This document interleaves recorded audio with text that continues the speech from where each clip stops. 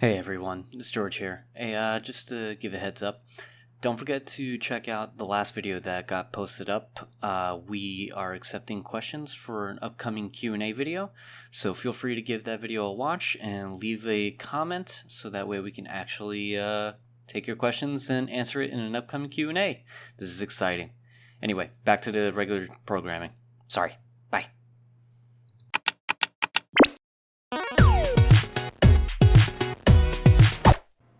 Alright, welcome back everyone to another episode of Introducing Friends to Warhammer 40k. My name is George, aka Wulfboi, and once again I am joined by James, aka Griever. Yay! And once again we have Chelsea, aka Starrgal. Hello. Hey! Alright, so the three of us got back together to cover yet another episode of If the Emperor Had a Text-to-Speech Device this time around. And Oh wait, is this still a thing? what? Is this still a thing? Yeah. Why wouldn't it be a thing? Yeah. Okay. Have you gone so far down the Hell's Reach rabbit hole that you forgot TTS exists?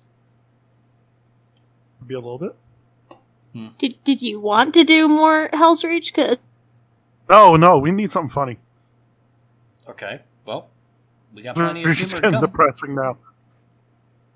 Well, a little bit of haha goes a long way, as they say. So, before we actually do get into that, I'm going to go ahead and acknowledge this month's patrons. And the patrons for the month of October for the Chorus of Howls will be Lex Biernat, Mechanicus Boy MJZ, Adrian, Honeyblade, Miguel Batican, Ben, and Storm Knight. And for our Patreon list for Join the Pack, we have Polarny Torino, Miertovich, and Mr. Breakfast. As always, thank you so much for supporting the channel directly, guys. And with that, we are good to pretty much dive right back in. So the last time that we covered If the Emperor Had a Text-to-Speech Device, we did do the question and answer portion of the very first time that Above Alpha Booster did that to celebrate 20,000 viewers, which it's interesting. And I know for a fact that, some have said already that, oh, just skip it, it's not relevant to the story, blah, blah, blah. I mean, it happens in universe. It is canon in a sense, and I thought it'd be fun just to shake it up a little bit, or at least with the formula. So, but going forward, we're going to be going right back into the canon of TTS, so don't expect too many fourth wall breaks in this one. Sorry, James, I know you love those. I do.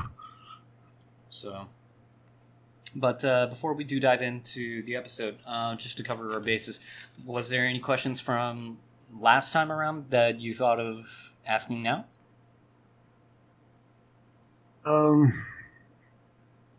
No, you kind of answered my question in the last one. Mm-hmm. Tee.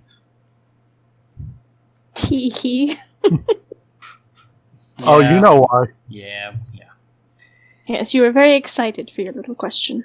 I was just very excited for the reactions I got. Well, I will also say that since that episode, I did run across one video in particular for that exact question about the economy of the Imperium that was done by Luton09. And actually expands quite a bit more into the economy of the Imperium. So honestly, yeah, I think, there are a couple assumptions that I made in that last example, but, thank the Emperor for the comment section for, clearing the chaff and letting us know what's right and what's not. Mm-hmm. Okay, so I guess with all that said, we are ready to dive into If the Emperor Had a Text-to-Speech Device, Episode 13, The 15th Son. Man, he had a lot of kids. Yes, he did. It's a terrible father. I never said he was a good father. I just said he had a lot of kids. Or as Yandu said, He may have been your father, but he sure as hell wasn't your daddy. Yeah, none of them had a daddy, apparently, because all of them needed R.I.P. Yondu. so much. R.I.P. Yondu. I'm Mary freaking Poppins, y'all!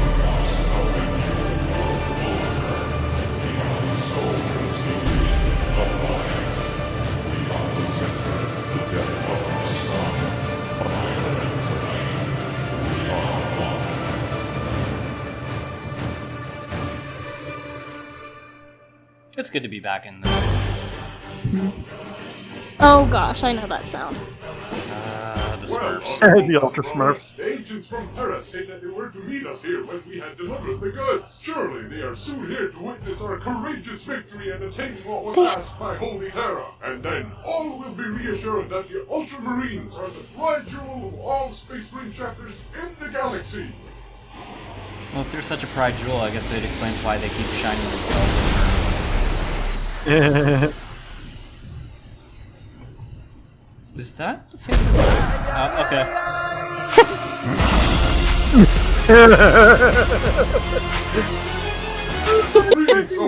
Lovely idiots. You'd be the ones to pick up this cargo. Indeed! I thought the Adeptus Custodes never left the Imperial Palace. Well, this is a very special occasion. We need to proceed with speed, so if you wouldn't mind... Of course, Honorable Custodes. As the Codex Astartes states within its sacred pages, the Ultramarines always deliver. Everything's horrible. It was a true challenge for us Ultramarines to stuff him into that box. But by having it encased in vigorously blessed ceramite and having these flags strapped to it, we succeeded. Are those guys naked? But I would presume you all did not expect anything less from the greatest Astartes chapter of them all. You know, I don't even know what's in this box, but its presence feels shifty. Oh yeah. But we're just here to pick it up anyway. So you mineral pigmies can just go away now. Thank you, Honorable Custodes. If Terra ever requires our aid again, you know where to find us. May the spiritual liege be with you. Courage and honor! Wow, those guys are total assholes.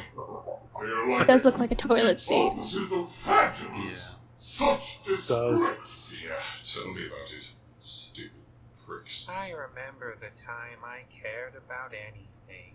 The time I cared about I that. forgot. Anyway, let's get this boss No, back to no, Terra I post haste. Oh no, I Our forgot. glorious overlord Oh, he's Makes me dancing. sad. feverishly. How dare you? Spotter's caretaker. How Yes. dare you? Wow, Worth my it. Emperor. I never expected you to talk with such emotion and kindness about something like this. Truly, you are the ideal father figure, loving your son no matter He's what not. happens to them. Of course. Too bad it's fucking grating showing compassion and love, when every single second sitting on this is like having a cactus fervently stuck up your ass. Oh yes, I understand. Good. By the way, it seems the other custodians are to a right. I hope it grows a friend of. We are here to give you what you sent for. Straight from that one Space Marine chapter with the repulsive reverse vagina as their Repulsive reverse. They do realize I'm your fucking Captain General, right? Whatever you think. Now, bring me Whatever the you cargo. think. Realize I'm your freaking. Here it is, ready to be opened up like a tube of lotion on Emperor's Day. Oh god. Oh dear. I keep forgetting about that. Good, now get the fuck out. I forgot that one Oh, existed. My glorious overlord, are you sure you don't want us to stand guard as the box is opened? I mean, something dangerous could be in it. I've already told you that I'm more than capable of looking after myself. Your awkward and trippy presence is not required. Now get the fuck out and for the last fucking time get some damn armor on before you poke someone's eyes out. Believe you me. We won't do that last thing though, because none of us ever heard what that was. I said put some damn Be on. back later, my glorious overlord. Ta-da! Sigh. One of these days, I'll get someone to throw a match at one of those guys. Let's see how much they appreciate their naked oiled up bodies then. Hey, Goldman. The thing in this box is very angry and very scary. So, do you know what's in the box? I have a hunch, but I refuse to believe it because it would be too ridiculous. Of course, I know you cussed hard. Now open the box and then back off quickly. Very well, my lord. Ultra cool. Your pathetic box can hold me like this! Love it. Where are those Ultramarines? By siege, I will boil you disdainful loyalists inside your Is that who I think it is? Wow. Yes. The Ultramarines succeeded in bringing Magnus Probably, at here least. after all. That is absolutely So I fucking thought it was. hilarious. Father. Father? The Corpse Emperor? My father? Yes, stop yelling so fucking loudly, you demonic good-for-nothing bookbanger. I am at the peak of all psychic might. Lord Siege has blessed me with powers unimagined by mere mortals. Not even you will be able to stand against my wrath. Shut the fuck up with your empty bravados, Magnus. I don't know how the fuck the Ultramarines actually managed to get you all the way from the Eye of Terror, but clearly your supposed psychic prowess only works when you fuck something up. Stop mocking me! You never did anything but look down upon me for having my powers. Powers that you, yourself, also had. You never defended me when Russ and the others tormented me for it. But now, my powers have been recognized by my new lord, and he has boosted them tenfold. Now that I am in full control, I shall have my vengeance and kill you! You have never been in control of anything since you gave yourself up to Zinch. The moment you met him, you lost. You don't even know it, but he's been feeding you dirt ever since he made his first move on you. I'm sure he didn't have any difficulty convincing you to join him, though, considering the way you seem to think about things. He made you dance in the pale moonlight, like a puppet, didn't he? That boy ain't any good for you, son. I have been the master of my own destiny ever since the day Lord Zinch first contacted me! Oh, flashback. Flashback. Not being allowed to ever make use of the warp. The Archaea Council thing was so shitty. Well, Yes, it was. I don't need to stick No, to it the wasn't. rules based on caveman yes, it was. superstition. Fuck I'll you, just no, it continue wasn't. my experiments.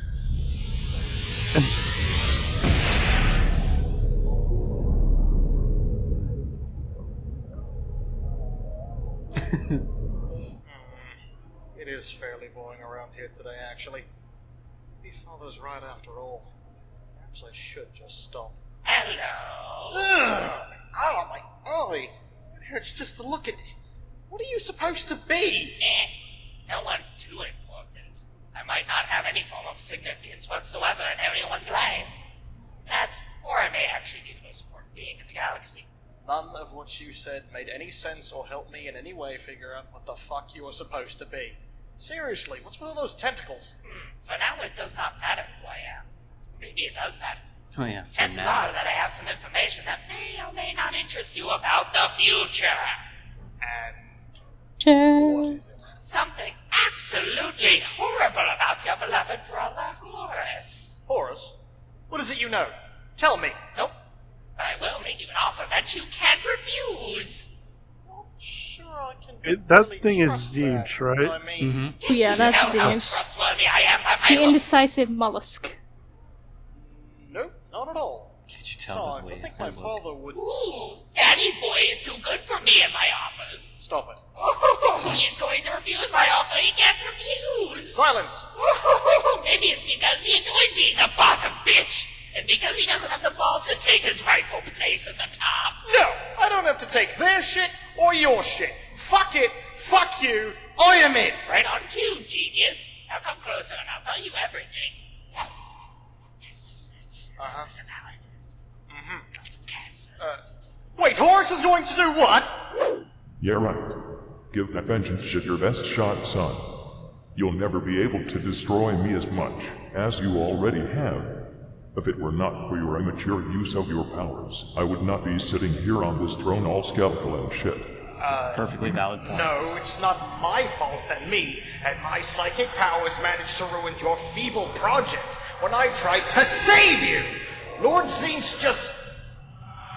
Take Jar Jar Magnus. Oh, damn it. I tried my best to save Horus from his folly, but I failed. I still have a chance. Nothing will be lost if I can warn Father. There's still time to warn him. I could save everyone. If there wasn't a fucking wall in the way! That's a super secret project Dad never told anybody about because he was an asshole. Get out of here. I With don't good need reason. any more of your help. Looks to me like you do, Sonny. You can't help me. This wall is built up by some incredible psychic powers for a purpose, and I am not going to break it down. Father put it here for a reason, and I won't transgress any further. Not going to, or not able. Don't start this shit again, Octopus Face. I won't fall for it. Even if I destroy this wall, it might have terrible, terrible consequences. I mean, I don't even know what purpose it has. Ooh, Cyclops boy is being reasonable. He doesn't want to mess with what he doesn't understand because he enjoys living in ignorance, not wanting to break his frail little psyche. Seriously? You're really doing this again? Oh, you come along here to warn your father, but as soon as a small obstacle comes in your way, you give up immediately. Shut up! I already tried getting through it without breaking it. I am not strong enough. It's built up by a psychic might that surpasses my own. He's not strong enough because he's a freaking pussy that shits himself upon seeing the absolutely terrifying inanimate objects. Maybe we should get someone ballsy enough like Lehman Russ to do it instead.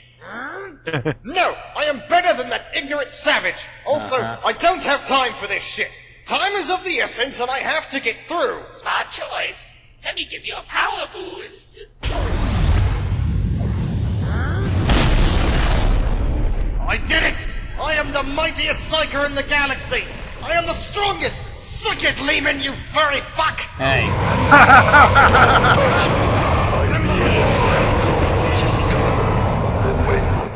That certainly happened. Oh well, off to see Father. Father, something terrible is going to...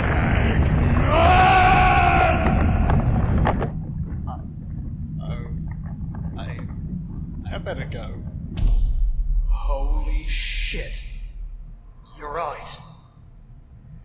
See, he admits it. He knows he was wrong. Yep.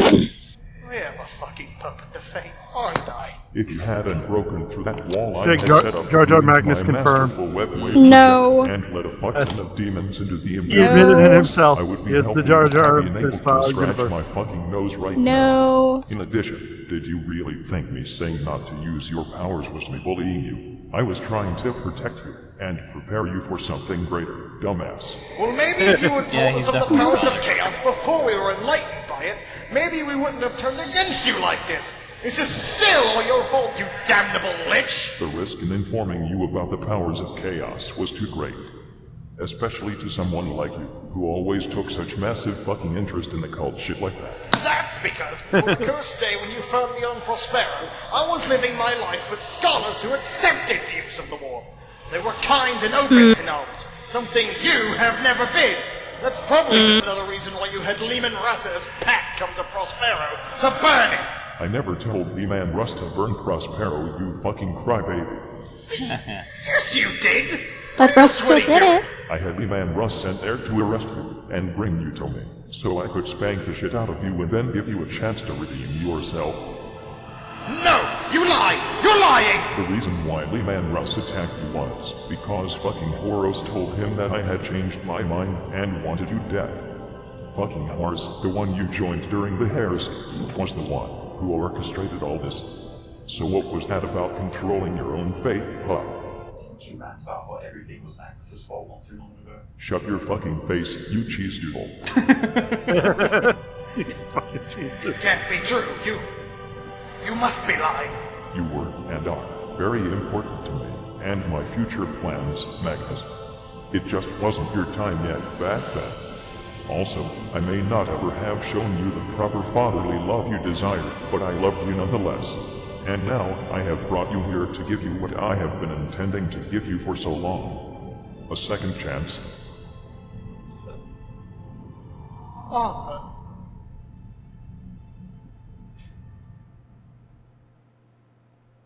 Plus, Q sauce, shit, stain, and emperor bag of bones.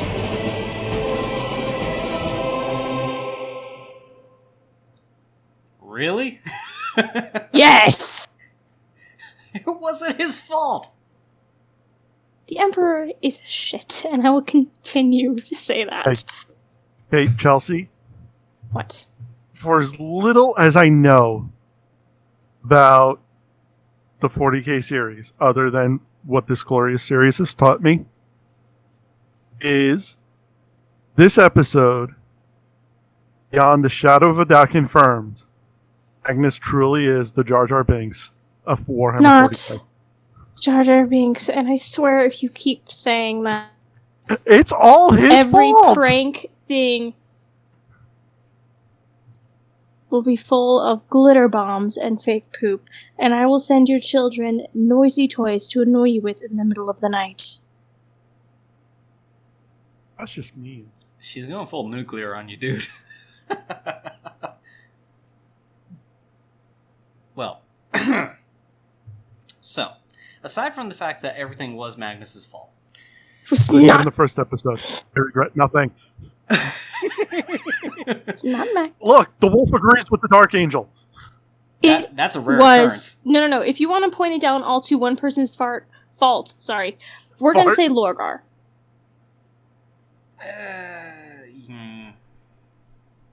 I'd also blame Horus. Yeah. Horus is because of Lorgar, though. Well, Okay, so then Lorgar is the Emperor Palpatine, then. yeah, I guess that's one way to look at it. He's the one that found the Dark Gods and basically got what he wanted when he was looking for God. When his father basically told him, don't worship me at all, you don't need to worship anything. It's like, I need to worship something. And then he just goes, apeshit, and then just decides to cause the collapse of the Imperium. Fast forward thousands of years, everyone worships him or is killed for being a heretic. Well,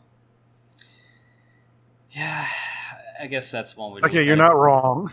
But to be honest, my point still stands from the beginning, all the way back when it was first brought up that, it was Magnus's fault about why he's on the chair in the first place. If the webway of mankind was left intact, never damaged, and the sudden demon incursion on Earth never happened, the Emperor and all the other forces would have been able to freely move about the galaxy to deal with the traitor legions in their entirety. So, to be honest, to that point, you have to admit, Magnus is the one at fault. Magnus had to resort to those things because, one, the Emperor didn't tell him about the webway, so he unknowingly broke through it. And he had trust issues and did not tell any of his children. For me time. She's not going to admit it, dude. I know. It's just one of those things where it's like, I can literally scream into the void and get no echoes back. Yes. Well, okay. Void will just tell you to jump. I was going to say, remember what Raoul would say. Stare back long enough into the void, and the void stares back. In this case, the void is telling you jump. Well, no, what he says is, if you whisper to the void, does the void whisper back? And the answer to that question is yes. It's called lapel du vide, and it's a problem. It's that feeling you get on the edge of the cliff to a jump. To be honest, I only half listened to him. He's a very shady cryptarch. He's a very shitty cryptarch. But that statement annoys me because, yes, lapel du vide is a very real thing. And just kind of like, ooh, I'm going to be ominous. Yeah, it's just one of those things from Destiny that, yeah. Well, anyway, before we get too far off track, any questions from this episode? Is it Magnus's fault? You know my answer. I don't need to keep on poking that one. But I'm sorry, I swear that's the last time I will address it. Okay. But any other questions that come up?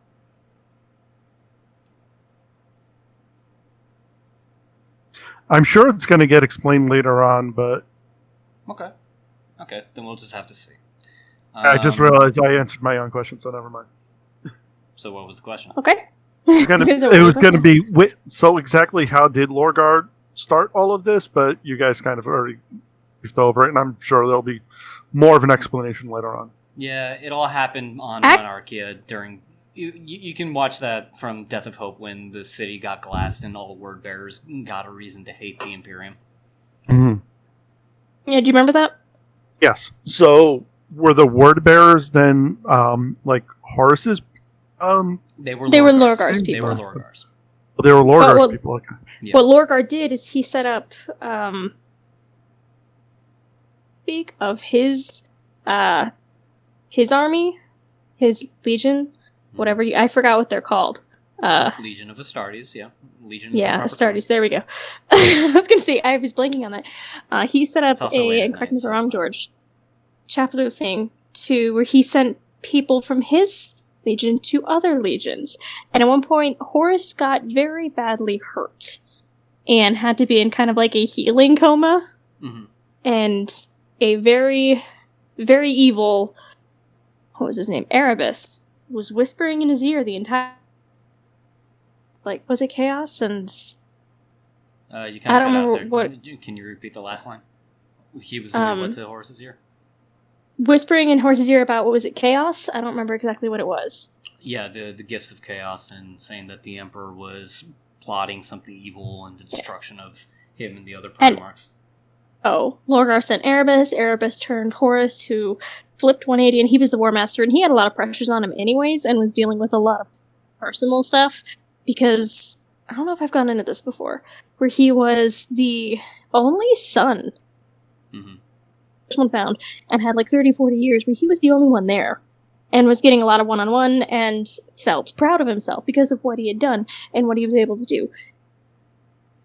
Showed up, and he kind of got this feeling of he's not really that special, and was shunted off to the side by the Emperor a lot, aside from being given the title of War Master, in which pretty much the Emperor said, okay, go run my armies. So he's running everything, and didn't really feel appreciated, and just... a lot of these boys needed therapy. I'm going to say that again. Yeah. And this is one of the things for Lorgar, so he fell to that because he was vulnerable to it. And was pissed off at the Emperor for not appreciating him, or the others, and Chaos was going to help, and... yeah. Well, there was also the fear that Horus had, that once the conquest of the Imperium was pretty much complete, that the Primarchs and the Astartes legions would not have any place in the new Imperium, because by that point they had already conquered as much as they needed to. They exterminated all the General Xenos threats that were major threats to them. So what would battle-hardened militant arms like them really be in the grand scheme of things? But to go back a little bit, what also complicated Horus's mental state even further was, as you said, he was the first to be found, and he was the first to be groomed personally by the Emperor to learn how to manage a legion, how to pretty much use all the tactics possible. And Horus, on his home planet, he was basically on a planet that was just filled with lawless gangsters. So that's all he was, a leader of gangsters.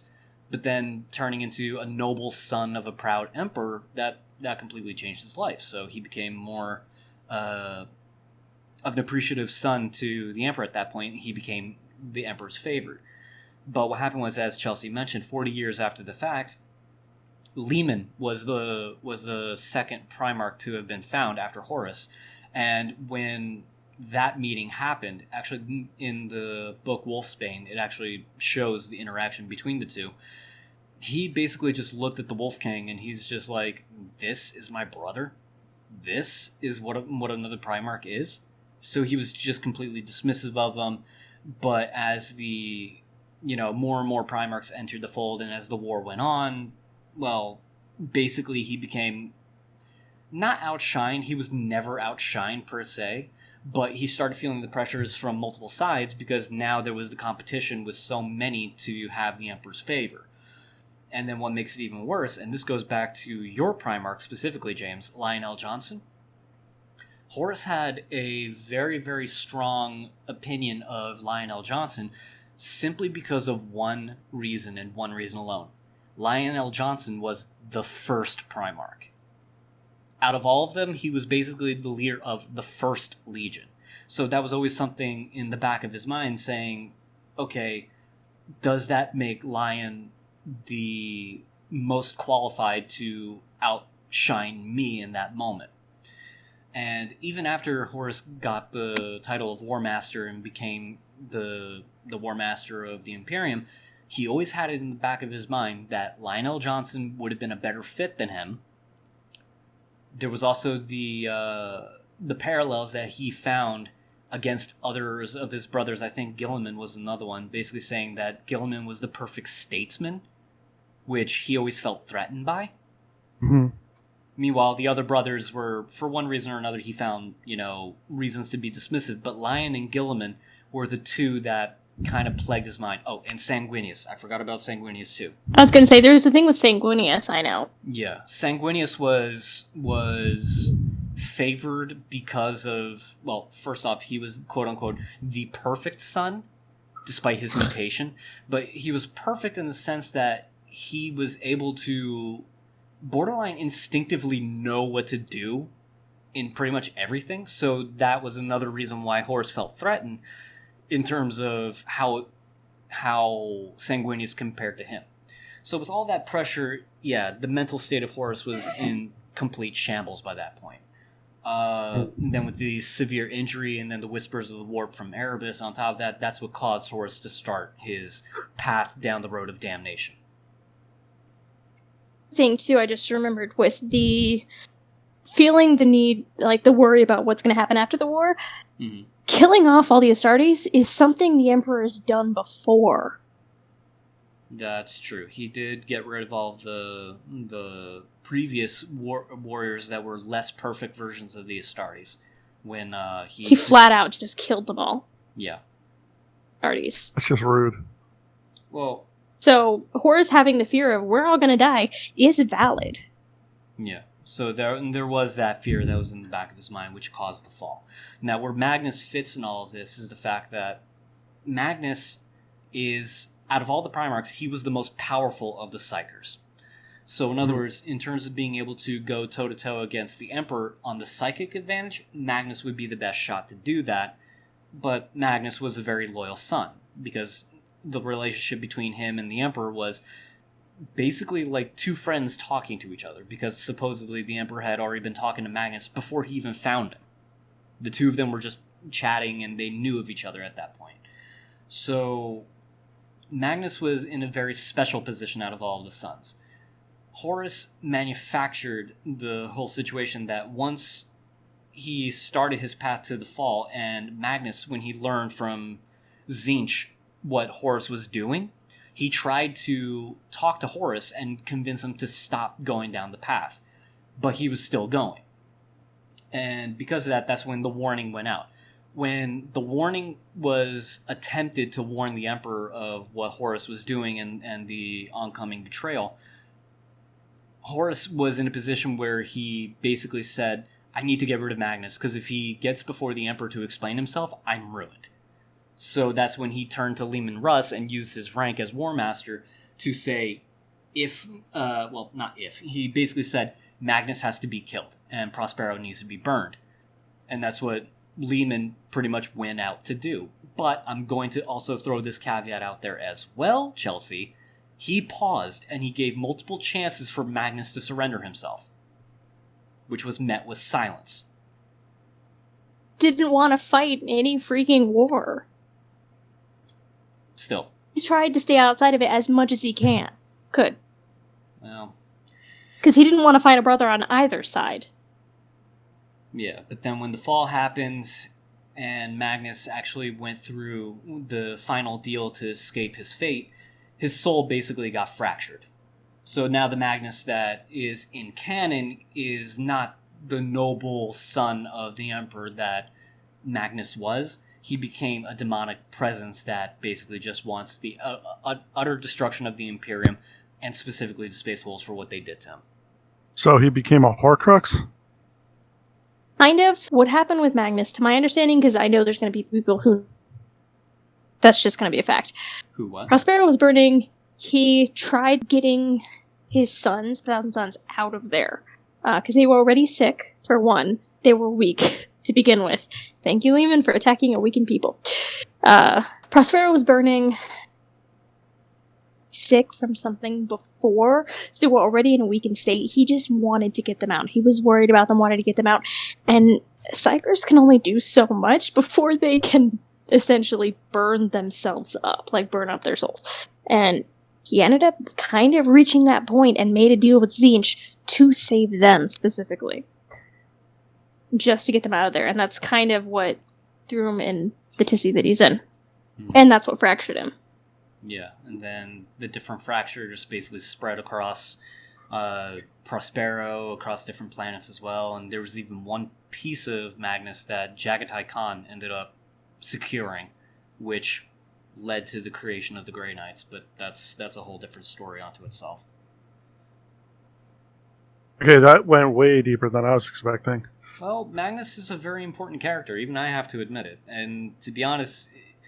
And yes, I am going to admit this. His story is a complete tragedy from 40k lore. If you really look at it, love him or hate him, he really just was dealt a very, very crappy hand from start to finish.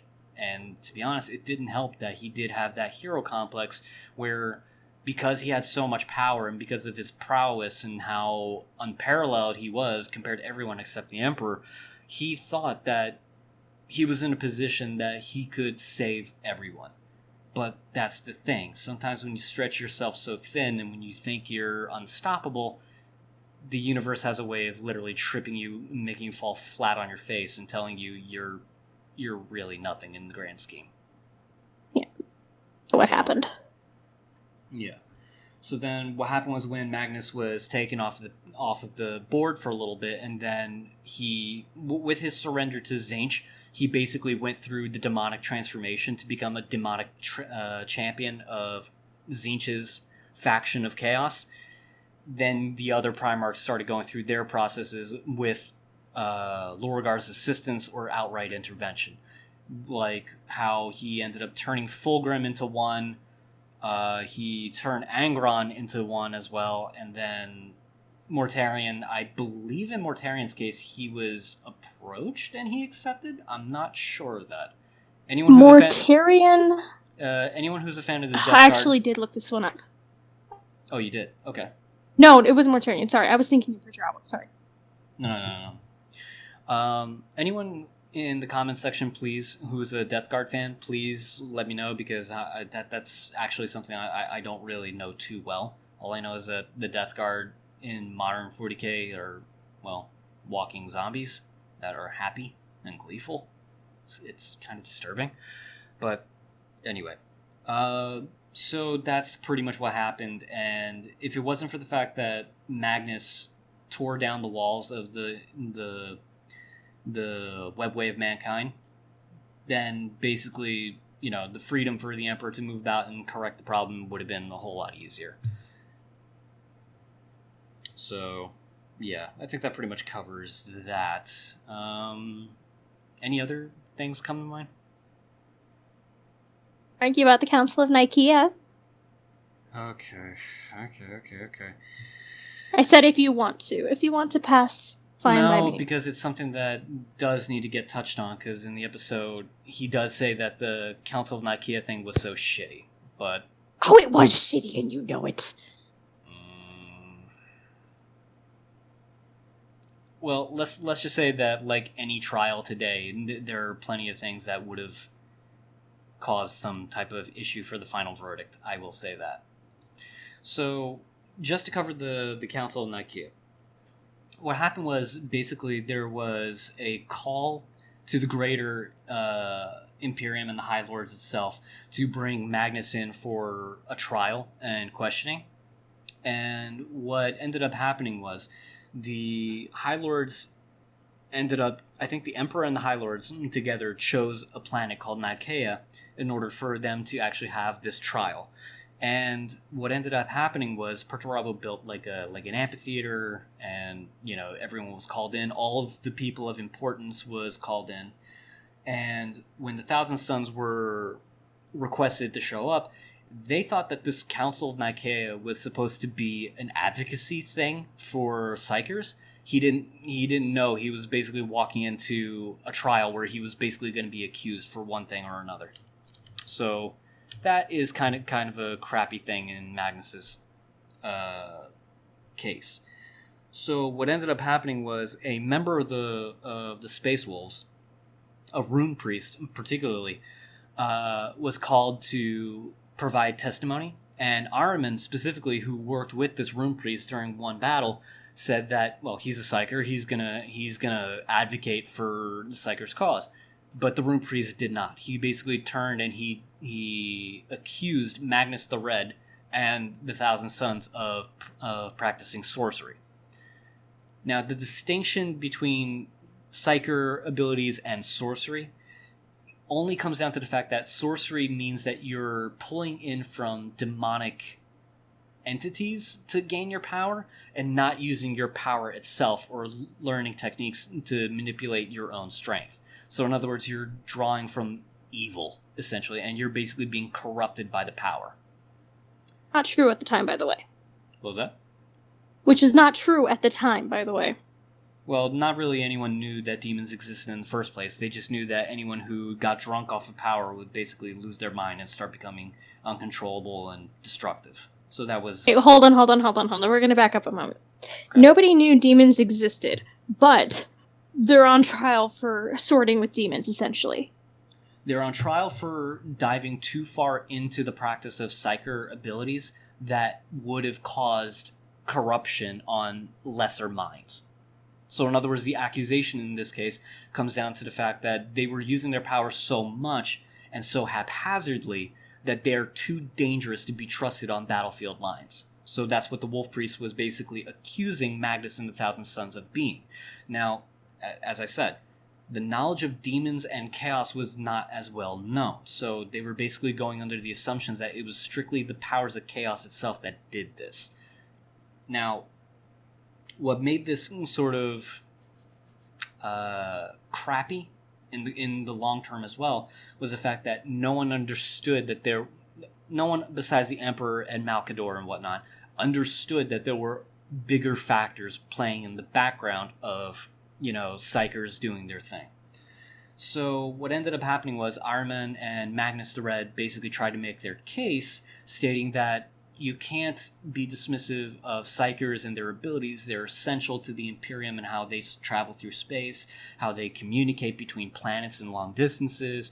And to be honest, to not expand on psyker knowledge is tantamount to basically chopping off your own arm because you don't want to accidentally scratch your eye out with your hand. You know what I mean? So in other words, it just didn't make sense. And what happened was Magnus and Ahriman thought that they were making a good case, but what they didn't know was the fact that there were some forces in the background of the Council of Nicaea that were at play. A member of Magnus's legion was basically a spy master, and he had implanted several psykers to be moles in different legions, and there was one that was in the Space Wolf Legion specifically. I don't remember the name of this Space Wolf psyker that was being trained to be a rune priest, but what ended up happening was he was set to activate and basically attack the Space Wolves in this case. And when that happened, much to Magnus's and Ahriman's, despair at this point, especially since the trial was still ongoing, and Magnus himself didn't even know what was going on, it basically set everyone to be against Magnus entirely. So that did not help anyone's case. What they didn't know was also the fact, and this is something that is meta-knowledge from, reading the books, is that the person who was in the background doing all these things was actually a changeling that was being controlled by the Chaos Gods. So the entire council was designed to corner Magnus into a bad position. And when the final verdict was read, the Emperor basically said that the Thousand Sons are to return to Prospero.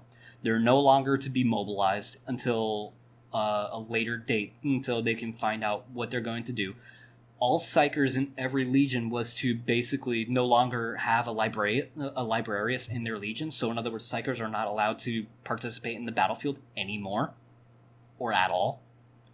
So that basically crippled the Imperium's ability to fight psyker threats, and essentially caused a perfect breeding ground for chaos Astartes to run amok across all of the Imperium by that point.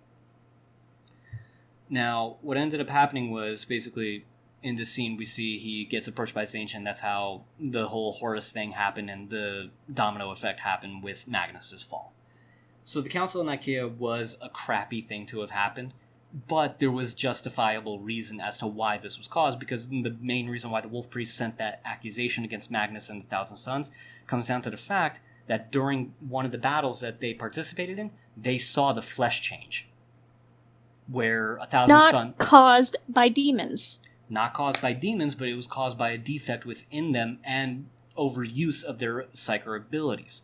And with the flesh change and Magnus's full intent to pretty much disregard the order to basically raise and destroy an entire well of knowledge that he wanted to save and hold on to for the Imperium, brought Magnus to blows with Lehman, and it took Lorgar to step in between the two of them to stop fighting before the two of them could actually kill each other.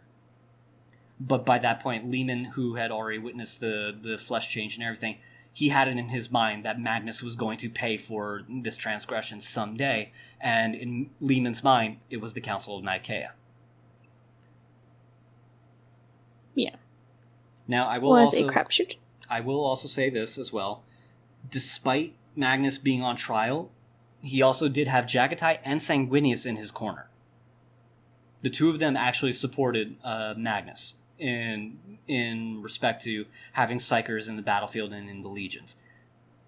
But it was mostly the Rune Priest and Mortarion as well who were pretty much laying in the accusations on Magnus during the trial. So I'm just going to leave it at that. Priest was a cowardly little piece of shit. He was not cowardly. He was afraid. Oh no, there's this magic I don't understand. It's evil. Are you kidding me? He also came from Fenris, where basically any Psykers who... Yeah, where nobody knows anything. They don't know anything. So everything that the Thousand Sons did was out of his league because they'd been studying that for centuries. And the wolves are so backwater that they had no idea what anything was. Fight of it and ran to Daddy, well, saying, "Oh no, look at these evil little things." And Lehman, who already hated Magnus, was like, "Oh yeah, we're going to stop that." And yet, Lehman kept his lovely little rune priests, who are psychers. Dude, I think she just called you a hillbilly. Yeah, I heard the backwater comment.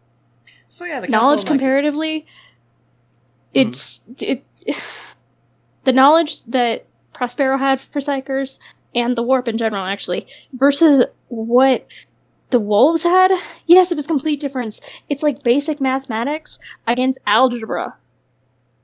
Actually, that made oh dear, my brain just made a comparison I was not ready for. I mean, if it applies, it applies. The English Crusades against the Ottoman Empire.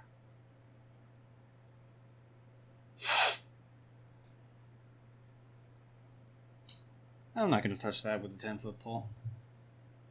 I was going to say, I was not ready for that comparison, but, oh boy. Well.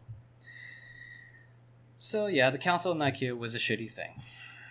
So that much we can agree on, and with all that lore about Magnus's fall, yeah, the information's out there. Draw your conclusions from there. I'm just of the side that Magnus was too deep, too far, and he just was not wise. Although I do have to say that the comment that was made about Magnus's face when the final verdict was read was kind of heartbreaking to hear, actually. The Council of Nicaea, he was famous for quoting, "If I am guilty of anything, it's a simple pursuit of knowledge." And when the final verdict was read, "Woe betide he who ignores my warning and breaks faith with me. He shall be my enemy, and I shall visit destruction upon him and all his followers that, until the end of all things, shall rue the day he turned from my light. If you treat with the warp, Magnus, I shall visit destruction upon you, and your legion's name will be struck from imperial records for all time." And it is said that Magnus's face appeared as if made from brittle stone at hearing this proclamation, stone upon the edge of cracking. Nevertheless, he bowed his knee to his father and pledged to obey, a pledge that he would not keep. She's not going to keep it because it's one of the more hypocritical things the Emperor has said. You can't touch the warp, Magnus. I'm sorry, it's too dangerous. I'm still going to do it because I'm awesome, but you can't ever do it again, even though you are the closest to me in ego and power. Yeah, but we're also talking about, a son who, with all of that power, was the greatest threat had he pretty much come into contact with chaos. And there was more than enough evidence from the testimony from what happened on Shrike and what happened with, all the fears that Mortarion and all the other Primarchs that were against Magnus, I think Corvus and Lehman by that point, basically outweighed the necessity. So to protect Magnus and not have him basically tried as a criminal, just go back to Prospero, wait there until I call you. It's the whole thing with chaos and not touching the warp because there's bad things in it and not teaching anybody about it. It's kind of, oh dear. I don't want to say that one. Uh-huh. I was going to say it's like not teaching teenagers about sex and then being shocked when they come up pregnant. They're going to do it anyways. Teach them about it. I guess that's one way to look at it. Yeah, it is a fair comparison. All right. So I think that pretty much doubles as a little bit of a deep lore dive, especially with everything that we've seen here, and it kind of explains pretty much the jabs that they all had for each other. I guess there's only one other thing to point out for this episode, so I'm going to go back and deep dive to this part. One of the funniest things of the Custodes ship is the fact that they have a picture of the Emperor on the side of their ship, which is funny as hell to me. It's the Ultra Smurfs. Oh dear. Well, it's the It's them. Custodes ship, so. Oh, it's the Custodes ship? Oh, Yeah. I thought that was... Oh yeah, you're right. Okay. What does that say on the side? Miracle Elixir? What? R.A. Velt's Miracle Elixir. I'm going to have to look that up later. I'm sure someone will talk about it in the comments, which I hope so. But, yeah. I do have to say, as an aficionado of, things from the 50s or so, or, the 20s, 30s, and 40s, and 50s and all, I have to say I do truly appreciate the fact that you have the Emperor on there as, one of the pinup girls that were on the old bombers in World War II. Okay, I guess that's one way to look at it. What do? Stand in the palace and just fap it all day? Only on Thursdays. Oh wait, that's too... Oh no. And we go to the palace today. Yeah, no, nobody goes on Thursdays. And I love the fact that when they actually show the Custodes next to the Astartes here, if you actually were to try to compare the height differences between them, you'll see that even AC/DC, or this one over here and this one over here are basically a full head length taller than the Astartes.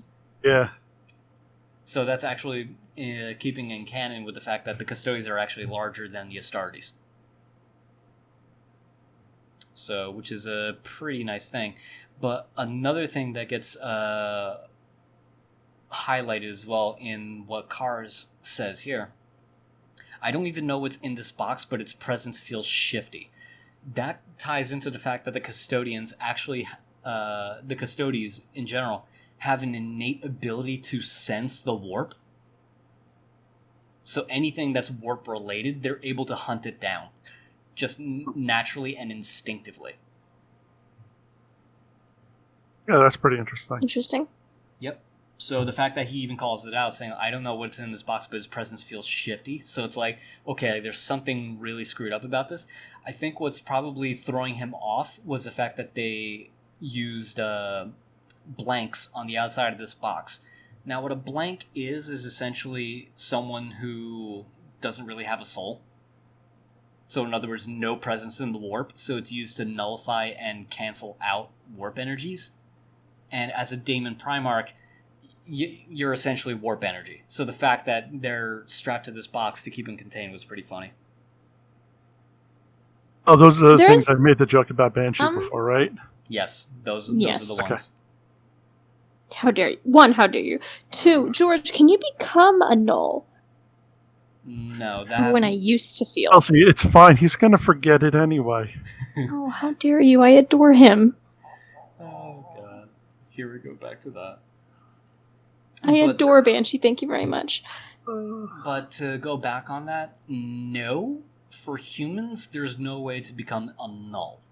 That is just something that is a mutation, and it's a random thing that happens in humans.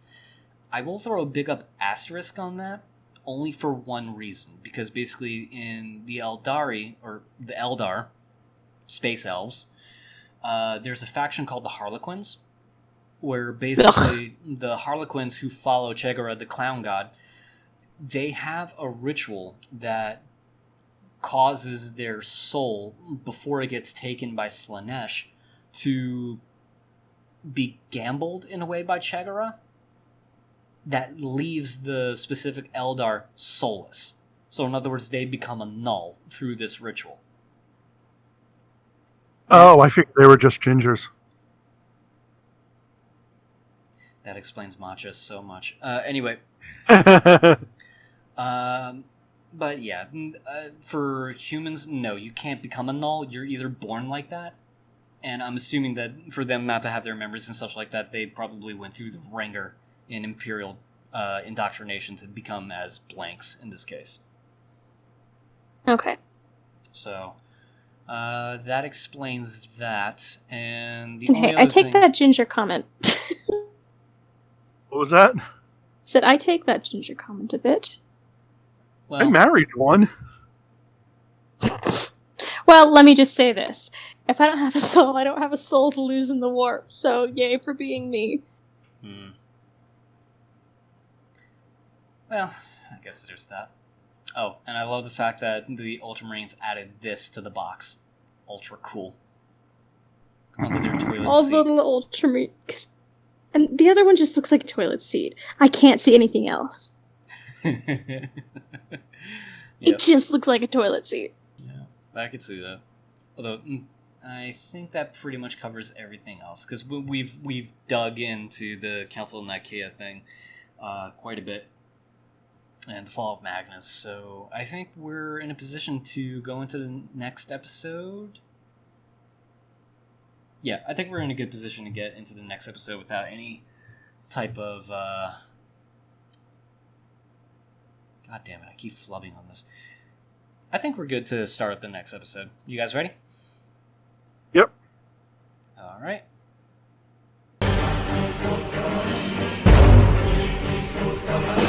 My glorious chapter master!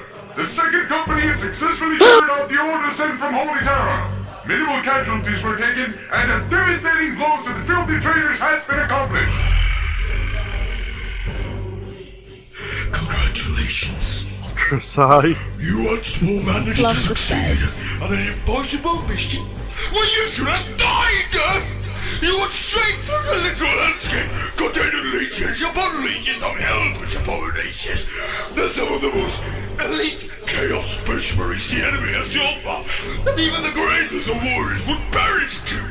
But no! You succeeded because you were trained by the book, the holy codex of our oh so wonderful I could shut by Power Butt's spiritual liege. Yes, indeed, my lord, we did. Who is this?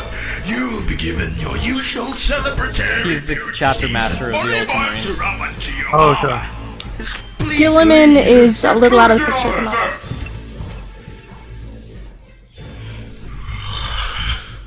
Are they good? Fucking crying. Oh, the Emperor! This is shameful! Nothing is satisfying anymore! I should have never... My lord. And you, they come in. Judging by your move, you must have learned about our latest success. Honestly, I have seen you in better days. on this area. I must let down as a death corpse guardsman on a paradise world. And I presume it's not bad. After all, my day is not completely ruined as of yet. I have yet to see Master, I, Kato Sicarius, would like to speak to you. Oh, son of a bitch. Oh boy, here we go again. Did you hear the news? I, Kato Sicarius of the glorious and famed Second Company, has single-handedly captured the treasure Primarch by myself. Not bad, I guess. Absolutely impossible, but not bad. Not bad? Excuse me, but you must mean that it is one of the greatest deeds the chapter has ever accomplished, and it was thanks to I, Kato Sicarius, because that is what it is! And I, Kato Sicarius, was thinking that it was the most righteous time to remind you that I, Kato Sicarius, should be your rightful heir as the new chapter master! Excuse me, was that I just Volkswagen? Like a mechanic You guys still be my friend. Will that stroke, or did you just wish for my death? No, you are mistaken, my lord. I, Kato Sicarius, was just envisioning what the future could be like under the guidance of my blessed self. Say, Sicarius, you did capture the traitor Primarch Magnus. But did you at all take into account all the risk you put your company through by accepting this mission? Alone, no less, with no backup whatsoever. Even going so far as to accepting that absurd order about going through the Eye of Terror without your gala field on. The death of others is but a small price to pay. I forgot that actually happened. Performing your duties Oh, what, the Emperor ordered them to go without protection? Yeah. Captain, which of course is I, Kato Sicarius. Get out. But I, Kato Sicarius, has so much more. If you don't get out right now, I'll do the Imperial fisting upon you. I, Kato Sicarius, is not sure if he understands. Do you mean? Yes. It's fisting time. I, Kato Sicarius, will be meeting after such a critical application. That went better than I expected. Maybe I should do it for real once. I only slap him lightly on the hand when he does awful things. Then I will at least stop finding him sitting on my throne when I come home from conquests. Because, you know, his ass would be in ruins. Oh, that's a picture. Anyway, I am here because I Okay. I cannot help your problem is everything is shit! Because that is fine as well. Well, you see, Augustus, I think I've started noticing a certain theme in our chapter. A theme, you say?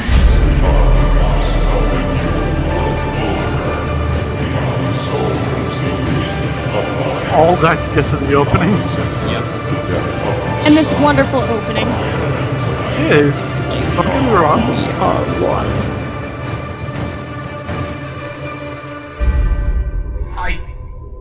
No, you're just trying to pull my strings. You're trying to soften me up so you can steal my powers back or spank me or something. We both know your ass is cold, so I wouldn't even be able to touch it anymore, Magnus. I still don't trust you. Well, whoop they fucking do, Magnus. Shall I reclaim your soul from siege to prove that I'm not playing you for a fucking trick? Or maybe you'd rather want a new book about some Woonga Woonga warp space horse shit? Reclaim my soul from Zinch? That's impossible! Just fucking watch me.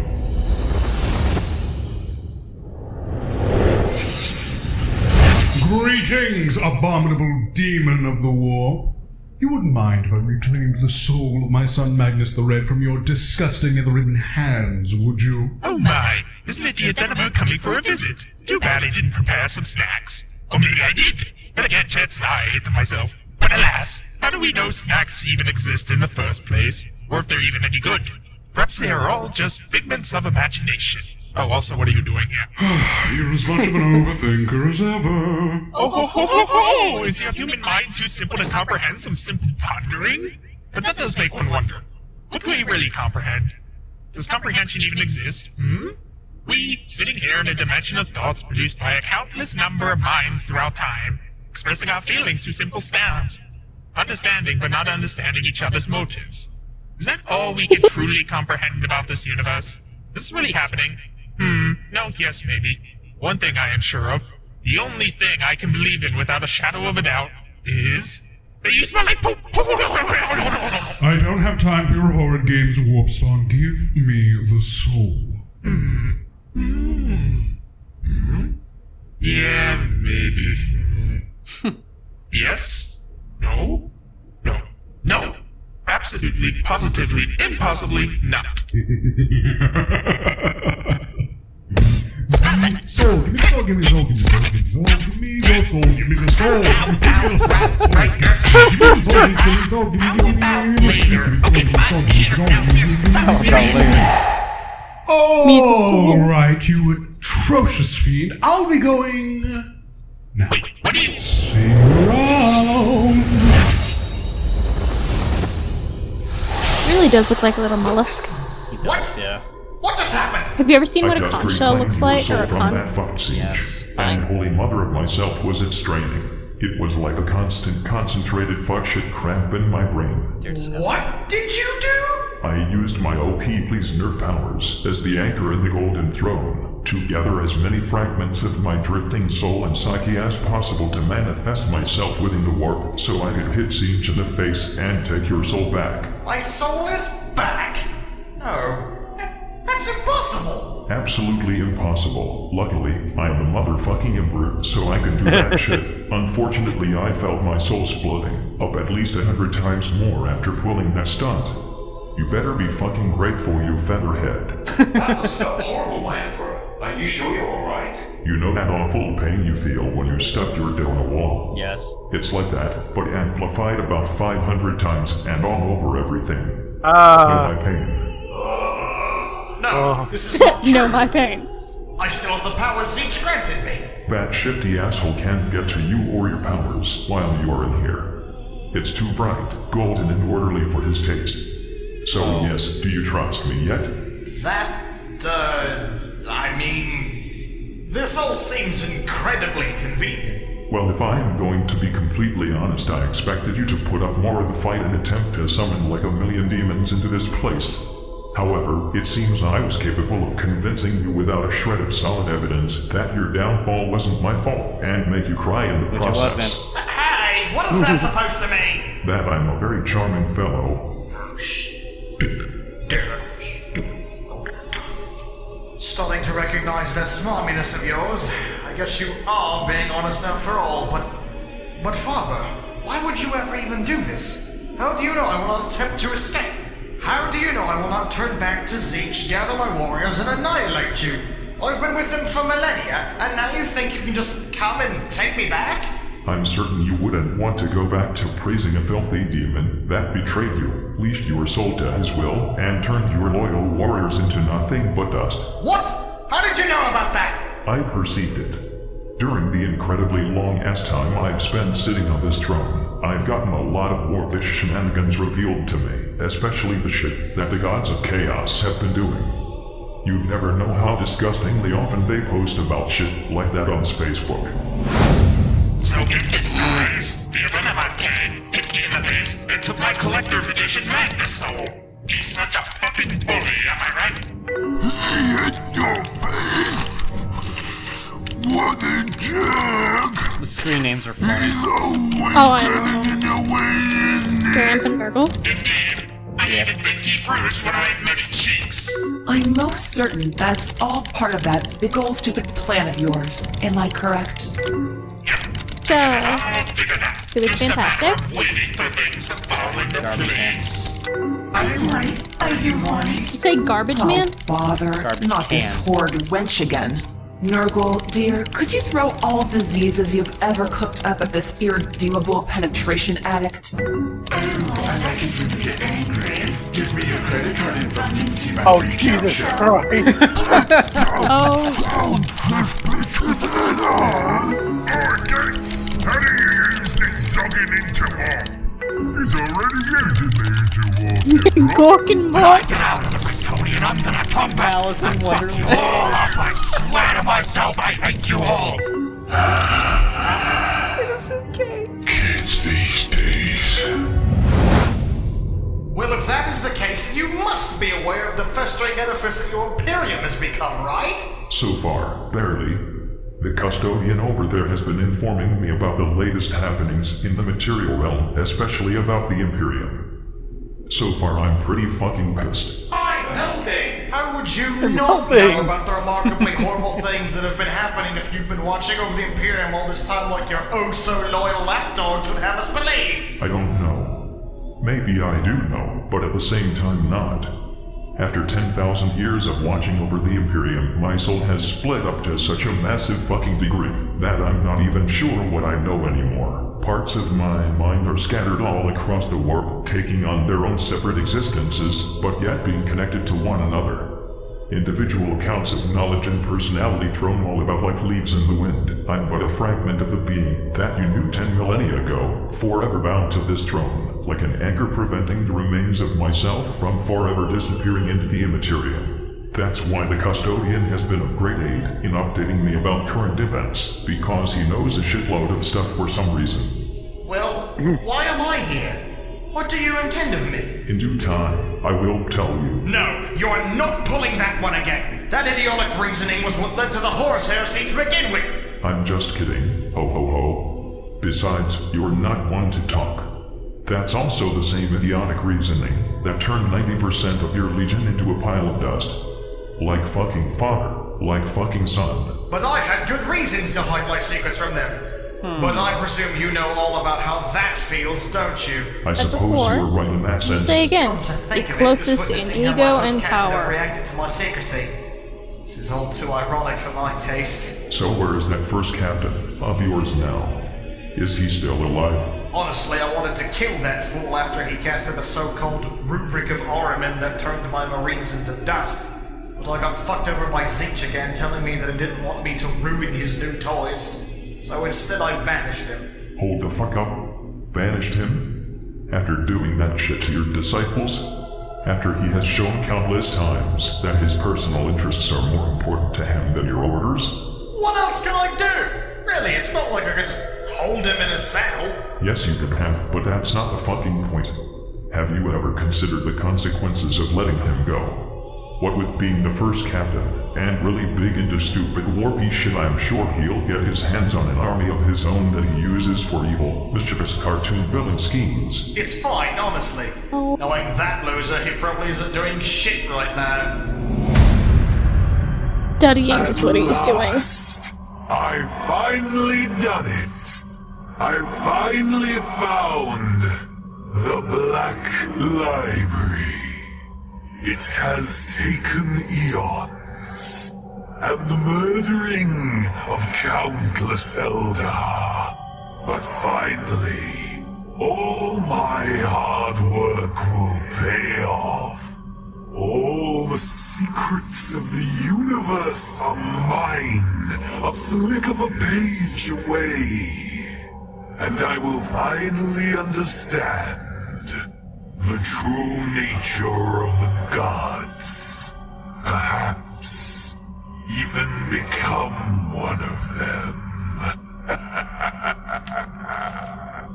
Oh, I can't lie anymore. This is getting me so excited I could use my dick as an AP1 weapon. Gosh. Hold your fire, I hate this Rubrics. cartoonization of him. It would seem that the laughing god of the pitiful fallen Eldar has come to try and stop me. Damn right I will. Oh, I know exactly what should be done at a time like this. Rubrics, laugh with me!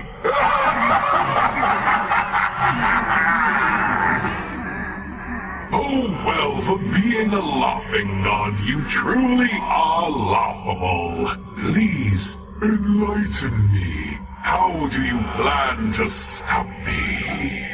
Do you have your card on you? What? Your library card. You can't stay within these walls unless you have one.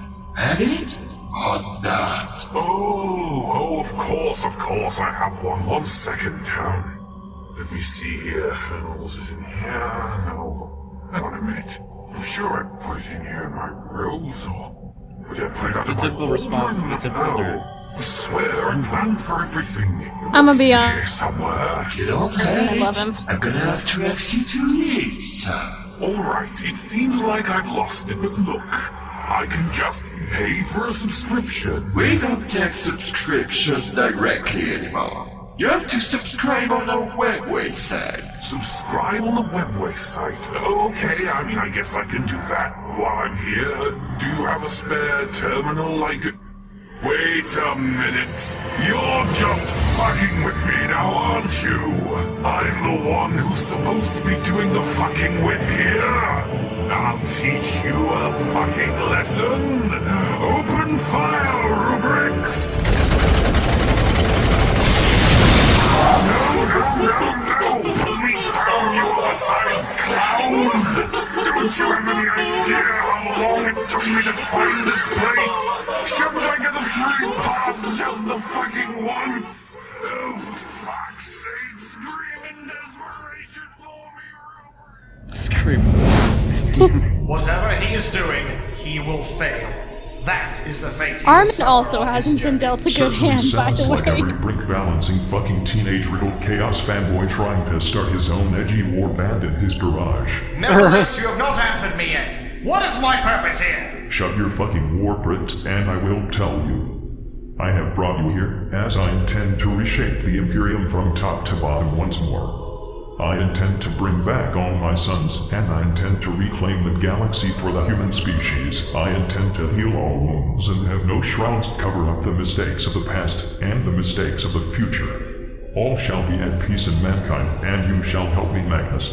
You are the first one to be found once more. That is, well, dare I say, an admirable cause.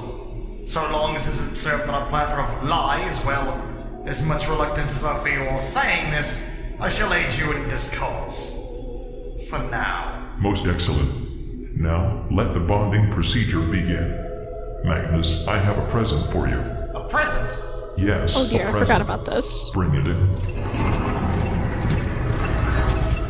Whoa, what could it be? Open up and have a look. Is this a bike? Wow! It is your first bike, my son. Wow, I never rode one before. I was always inside reading my books, but every time Jagatai rode his, I always thought he looked really cool. Now it is your turn to look cool, Magnus. Take a ride around the Imperial Palace. Okay, thanks, Father. Don't forget to wear a helmet. Of course not, Father. Oh my god. Oh my gosh, that helmet, man. Well, that was special. So, what now? Tell me whatever happened to the Salamander's Primarch Vulcan. Oh, Vulcan? That's kind of random, but, I'm pretty sure after dying a shitload of times, he decided to suddenly disappear. It is said amongst the Salamanders that he hid 9 different artifacts across the galaxy before vanishing. When the Salamanders find all of these items once again, Vulcan will make his return. Last I've heard, they've recovered 5 of those 9 artifacts so far. For being such an uncomfortably friendly person, he can sure pull some complete assery, it seems. Alright, we'll do it like this. Send a message to the Ultramarines and tell them to find the remaining artifacts and plant them near the Salamanders. What? Are you sure, my lord? I mean, the Salamanders have dedicated their lives to finding these artifacts, and they are a bitch to find. Moreover, in the event that the Ultramarines do find Vulcan's artifacts, the Salamanders will be outraged by it. It would probably lead to a huge loss of morale and unleash some majorly repressed anger. It might even motivate both the Chapter Master and Forward Father to turn against the Imperium. Are you really sure that's the right thing to do? Just tell the Ultramarines to do it with utmost stealth so they aren't noticed. Besides, better make use of those fucking smirks since they want to prove themselves. My reason says fuck no. Get rid of that blue blob of namby-pamby fecal matter. But my intuition says send them to do shit and stuff will go forward. I will go with the latter, because I have like prophetic powers and stuff. Very well, my lord. I'll have the scribes ready in not a moment. Woo! Look at me go, Father! That's my boy. Just wait until you get to meet my Centurion. I am happy! Yeah, that is precious. And then there's this. I love that. I can't wait for you to meet my Centurion.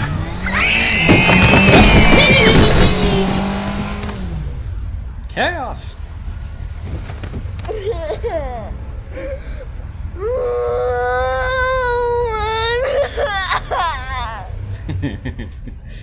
shit.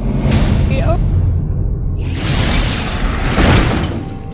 Master, was your visit to the Black Library successful? No, it wasn't, you useless, rotten pile of disgraceful, warp-infested pubic hair. I was this close, this fucking close. After all this time and effort I've put into this, I can't believe that there was even a tiny detail. I was sure I planned everything out, and now we're back to fucking square one. Alright, I don't know about the rest of you, but I've got sick of this for the time being. Why don't we all just go to some beach or slushy pub somewhere and just get a drink or something? Yes, somewhere where there should be ladies. Real ladies with boobs and dicks. I hate that he asked. Well, Lord, I'm afraid we cannot do that, Master. Excuse me? Excuse me? But what in all of the world makes you think that you have the right to voice your shoddy little opinion at me, maggot? I'm the one who gave it back to you in the first place. And additionally, if I want to take a fucking vacation, I will take one when and wherever the fuck I please. And you will crawl up a hive tyrant's ass. But Master, the War Master has summoned you for what he calls an important event. He left a message for you, my lord. Oh, really? It's him?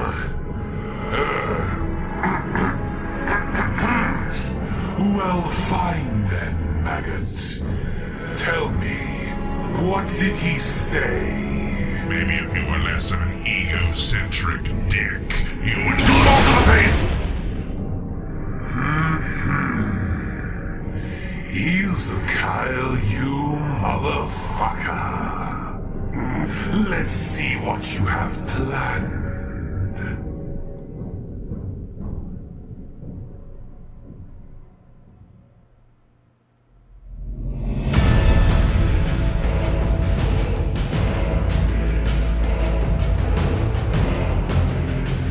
First time they've introduced this one. Is that the Emperor? Yep. His head bobbing. Nice. The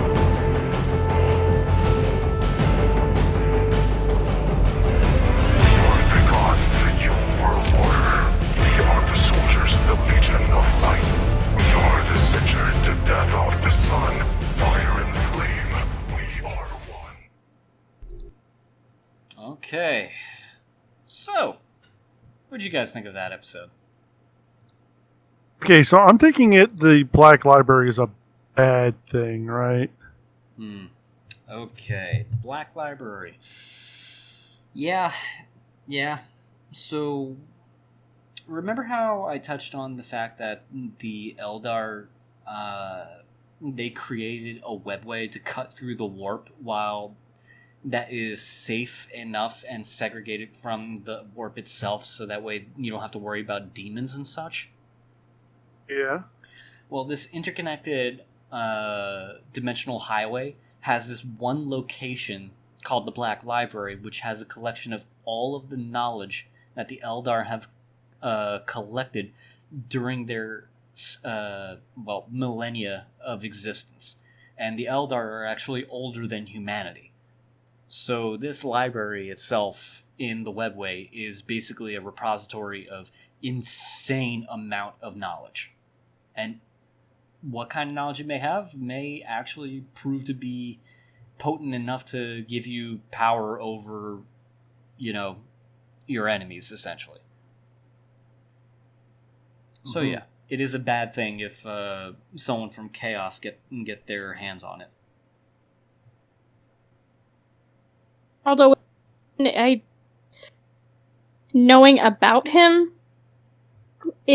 he's not that cartoony of a villain. If he were to get in there, he would literally just look up how to save the Thousand Sons from what's happened to them, the dust thing. The rubric. That's what he's been trying to do since it happened. Mm-hmm. So. Yeah, so to sort of expand that a little bit, James, Ahriman, the guy with the spiky helmet, he basically was a high up, I want to say he was like a captain of the Thousand Sons? Captain. Yeah. The favorite son of Magnus. Yeah, and he was extremely powerful among the Thousand Son ranks.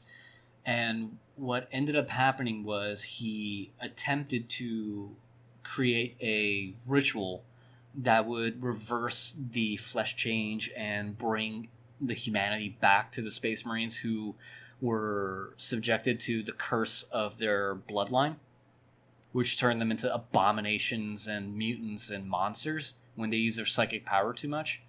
But when he committed the actual ritual, he accidentally wiped out most of the Thousand Sons Legion, leaving, I want to say, less than 100 powerful psychers alive, so that way their powers expanded exponentially.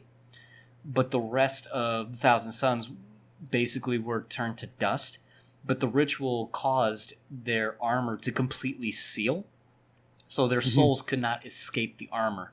And what happened was basically their armor is essentially a walking tomb, and their soul is trapped inside. And then what happened was basically Ahriman, after he committed this grave mistake, Magnus tried to pretty much kill him on the spot, but Tzeentch said, no, leave him alone. This is an interesting twist to what happened to my legion of followers, so you're not allowed to kill Ahriman. So then Magnus essentially basically kicked him and a few followers out of the Thousand Sons to wander through the warp aimlessly.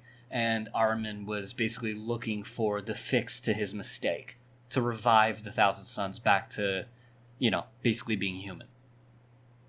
Because originally his brother, the twin brother, might have just been an actual blood brother who joined the Thousand Sons with him, succumbed to the flesh change and died. Mm-hmm. Was always worried about that, and then Magnus stopped it when they first became the Thousand Sons. Mm-hmm. Then it came back, and Magnus was kind of trying to fix it, but he did the same stupid thing the Emperor did and did not tell any of his sons about this because, hey, my brothers are dying. And Magnus didn't say anything about it, so Ahriman's like, okay, we're trying to fix it, so now he's trying to fix that mistake as well. Yeah. So that's who this Ahriman guy is. Yeah. And why he's looking for the Black Library is more than likely to find that knowledge and to reverse his mistake. Fun fact, an Eldar, I believe by the name Ivrain, actually reversed the rubric of Ahriman right in front of him when she was captured. And she did it? Hmm? Yeah. Yeah, she did that Stop right in front from of holding him. her. Yeah, and he was just caught in so much shock and awe of what happened in front of him that she was able to escape. And she just did it just to prove that she could do it. And the ones that she saved were sucked into the warp and killed. Yeah. Sort of a prickish move, but I mean, sort of. This happened to a Chaos Marine, so yeah. So that explains that. Any other questions? Okay, you also keep saying the flesh change. What is that? Oh. So there was a defect in the genes of the Thousand Sons Legion. So what happened was originally the Thousand Sons Legion was supposed to be a legion made up entirely of psychers. So in other words, they were designed to be space marines that can go toe-to-toe with psyker-related enemies when they're conquering the known galaxy. What happened was basically psyker abilities were weak comparatively, and when they tried to introduce Magnus's gene seed into the legions, what happened was when they tapped into the warp for too long, it would cause horrifying mutations. They would grow like additional arms. They would literally have flesh peel off of bone. They went Just through. when they used it, it was affecting them regardless. Because Araman did succumb to Magnus was able to. Also, he describes it as being one of the most painful things he's ever experienced. Yeah. And then what happened was when Magnus was found and reintroduced to his legion, he was able to mitigate the flesh change quite a bit, to the point that it seemed to have been eliminated from their ranks. But then what happened was... Yeah, he gave up his eye to do that. What was that? He gave up his eye for the knowledge of how to do that. Yeah. That's how he lost the eye. Yeah, which is why he only has one eye. Actually, they even mentioned that when Magnus met Tzeentch for the first time, and he was like, "Oh, my eye." He didn't say my eyes. He just said his one eye. So to touch on the flesh change a little bit more, it was because of this defect when it came back, especially on the Battle of Shrike, when the Thousand Sons were stationed with the Space Wolves and Word Bearers to take over that planet. That's what caused the friction between the Space Wolves and the Thousand Sons, and Magnus and Lehman specifically, when they saw the flesh change happen in front of them. So, yeah. So the Thousand Sons were not... Their legion as a whole was not dealt a good hand, like, at all. Yeah. But part of that goes back to the fact that the Emperor is the most powerful psyker, and he's at a point where basically other humans don't compare to his level. The closest that anyone has ever gotten to would be Magnus, then Malkador, in terms of psychic might. But even Malkador couldn't be able to keep up with it, and Magnus has said when he met the wall that held the chaos at bay while they were trying to make the webway of mankind, he says that this was constructed by a psychic might that surpasses my own. So, yeah. And the flesh changes as a result of overusing psychic abilities that you cannot use properly.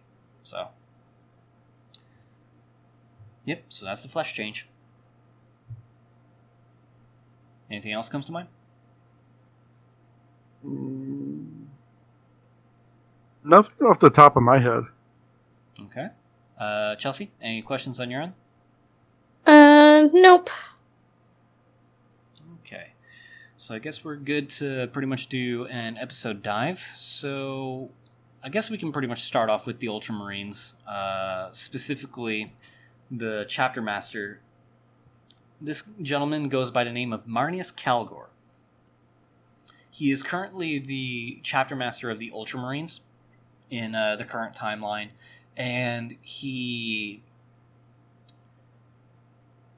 infamous for the fact that for being extremely powerful, and he has basically been known to have so many accolades that I don't think that any other Ultramarine has ever done half the things that he managed to do.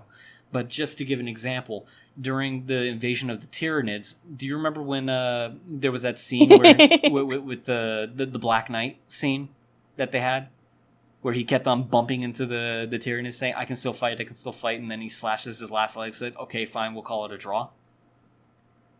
That's Marneus Calgor. And Marneus Calgor basically is a quadruple amputee. He lost both of his arms and both of his legs for all of the battles that he partook of, but he survived so many battles, and he's been around long enough in the Ultramarines to warrant his really, really high status.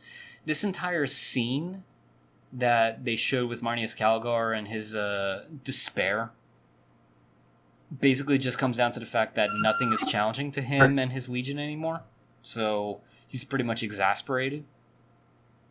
And this was basically just to poke fun at the Ultramarines as a whole, especially with this guy here, Cato Sicarius, for being written to be Mary Sue's by the writers for the longest time in Warhammer 40k's lore.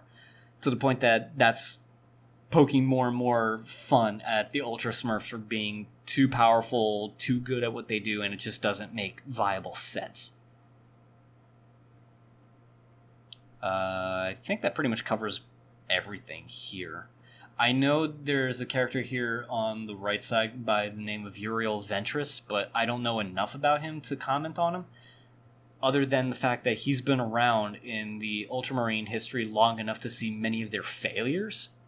And Cato Sicarius is the hero of the Ultramarines that always succeeds. He always finds a way to succeed. So, that pretty much covers that. Here, because I, Catus Carius, am the best in the world, and I, Catus Carius, of the glorious and famed Second Company, will most likely gosh. assume your position someday. Did you just wish for my death? No, I'm just saying that the future looks bright with my leadership in front of me. I will say I look forward to a different episode with the Chapter Master. With Marnius Caiaphas Cutler. Cain. Oh, that would be The one with glorious. Caiaphas Cain. That was hilarious to me, and I loved every second. Yep. Can't wait to show James that. I think he'll get a kick out of it. Oh, yeah. Okay, so going back to the soul grab from Tzeentch. Honestly, that never happened in 40k lore. So this is the first example of TTS just doing their own canon in this case. And I think this was done before the Fragments of Magnus was ever mentioned in the lore. So I think that probably is, the reason why this deviation took such a sharp turn. Really, Magnus' soul is split into so many pieces that he can never really truly be assembled whole again. Whereas in this one, his soul was just taken from Tzeentch and just thrown right back. Aside from that comment, let's see. It's too bright, golden, unorderly for his taste. Really, that's just a roundabout way of saying that the site of the palace is just sanctified to such an insane degree by the ecclesiarchy that not really much can actually survive of warp nature in the palace. Or at least that's the assumption that that's supposed to throw out there. But plus the fact that the custodians can basically sniff out warp-related heresy, so that's not really too much of a problem as well. Let's see. Betrayed you, leased your soul to his will, and then had your legion basically turned to dust. Yeah, we already talked about that with the rubric of Ahriman and his great shame and his mistake. This also does touch a little bit on Magnus's relationship with his own sons at this point, that in the current timeline in the actual lore, Magnus became so aloof and more involved with the nature of the battles between the Chaos Gods themselves that he basically distanced himself away from his own legion. So his legion was literally left to their own devices, and that's how Ahriman was able to make the stupid ritual in the first place. But as the future went on, and then the battle against Fenris specifically came forward, that's when Magnus came forward, reunited the Thousand Sons under his banner, and went for the invasion of Fenris to do the ritual to bring the realm of the sorcerers out of the warp and into real space. But yeah, that's a discussion for another day. The spacebook part of the episode is actually pretty funny. Master of Plans, obviously that's supposed to be Tzeentch. Grandpapa Nergs makes fun of the fact that Nurgle is referred to as the grandfather, because supposedly he was the first Chaos God. So that's why he calls himself... Sense, because he's life. It's supposed to be like life and death. Yeah, and that would be the first thing to even imagine what the other things would be. Mm-hmm. So yeah, him being the first is, there you go. And then there's Ishami, or Aisha-Mi. That refers to the Eldari goddess Aisha, or Isha, I think, who was captured by Nurgle and is in continual suffering of being experimented on by Nurgle's diseases to unleash on the galaxy at large. I've touched upon her before. Oh god, yeah, and then there's this one. 420 Blaze My Vagic. I don't have to explain who that is, do I? No, I think I got that one. Yeah, okay. Gork is Bestis, so that is an orc god, Gork, and his brother Mork. Gork's the bestest, and Mork's is the strongest. So that's a funny little reference to them. Malice in Wonderland. Okay, so Malice in Wonderland actually refers to a lesser chaos god that goes by the name Malal, who basically embodies pure, unbridled hatred. And that's all he is.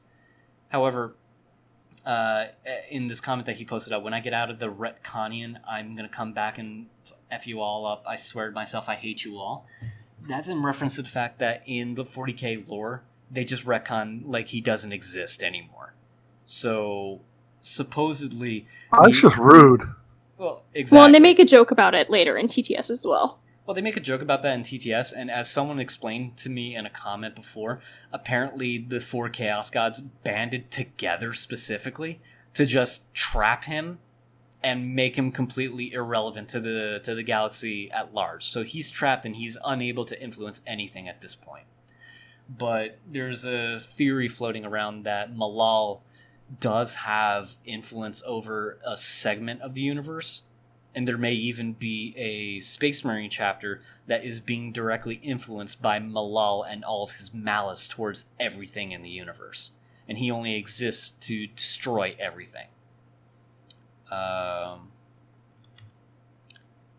And I guess the only other one that gets mentioned here would be Citizen Kane.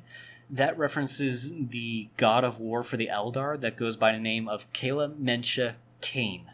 And before Khorne came into existence, he was the most powerful god of war, essentially.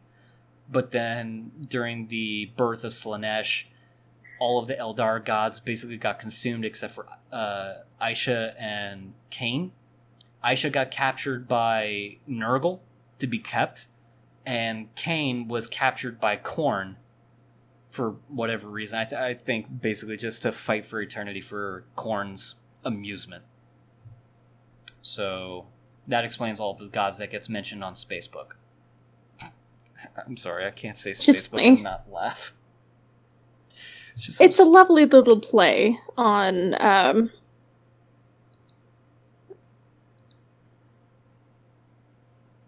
yeah, it is.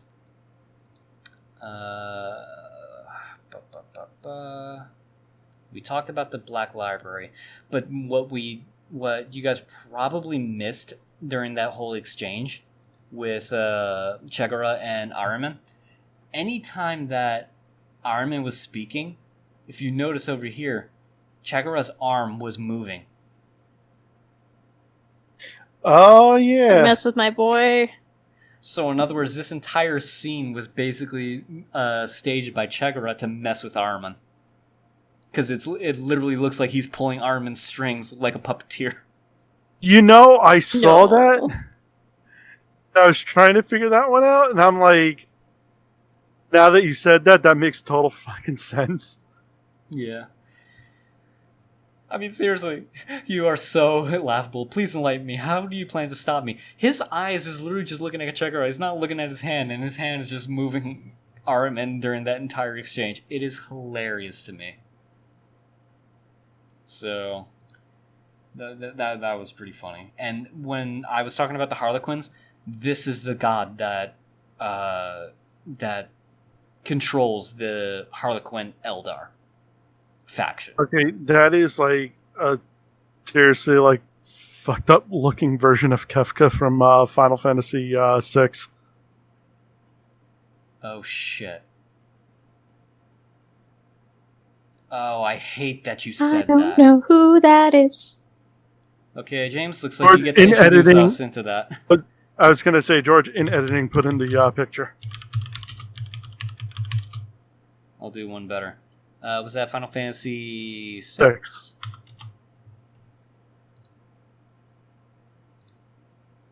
This guy.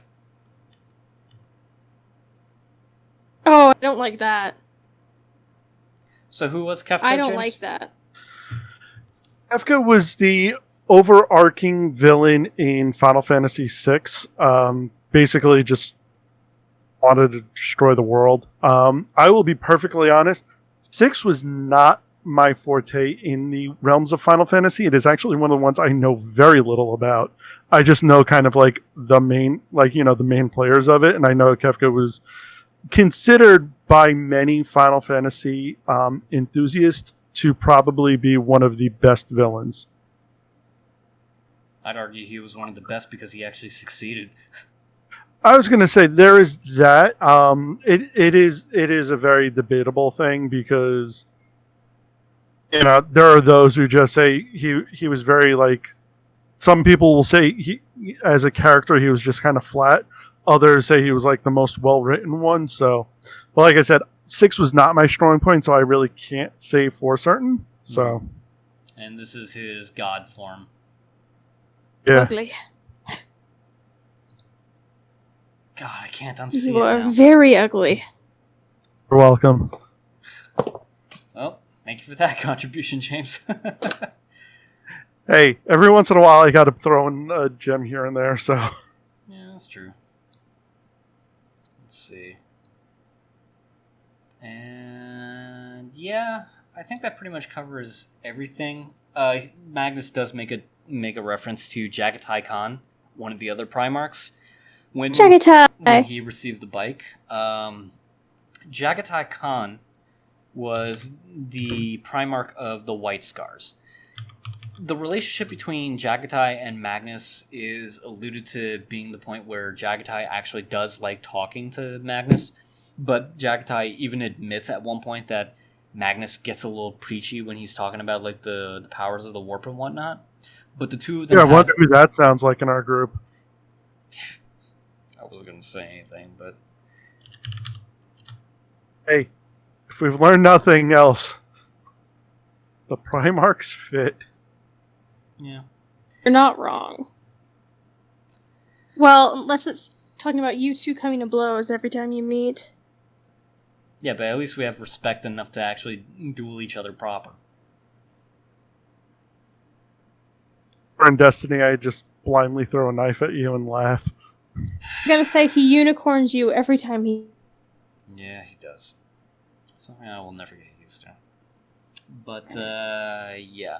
So the fact that he references the bike is the fact that the White Scars are known to basically have assault bikes, and they rapidly attack very fast and very hard against the enemy, and then they basically do guerrilla-style tactics where they just hit them hard, run away, hit them hard, run away. It's kind of like the cavalry, but instead of horses, they're using motorbikes with bolters strapped to the front. The White Scars. I think it's that one... I think it's in Mongolia. I don't know. There's this one group of people where they combine old technology with new technology. On, like, snow bikes and... plastic.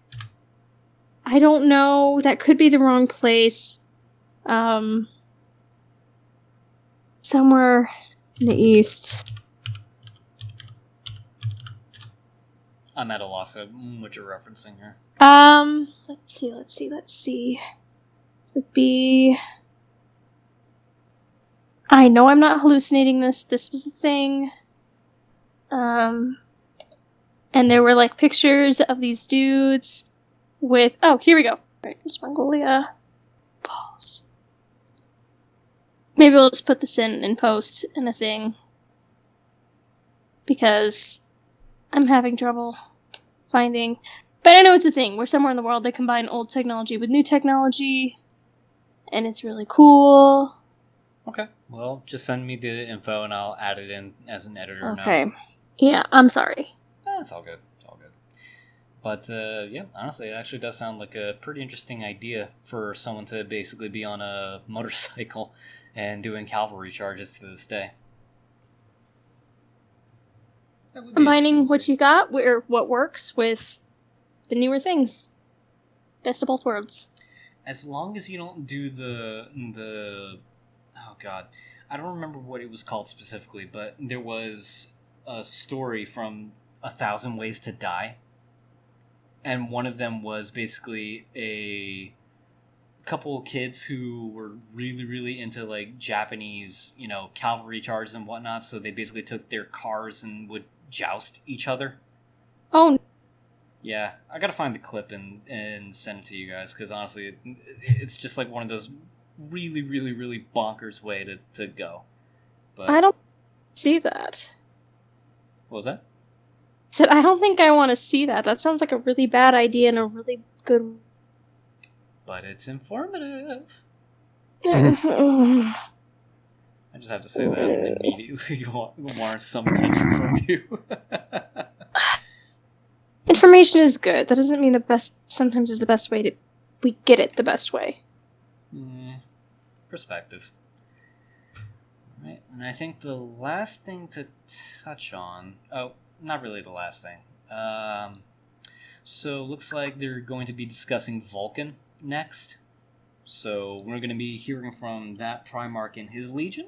So, that's going to be interesting. Remember, the Vulcan is basically infamous for being one of the greatest craftsmen out of all of the Primarchs. I'll just leave it at that.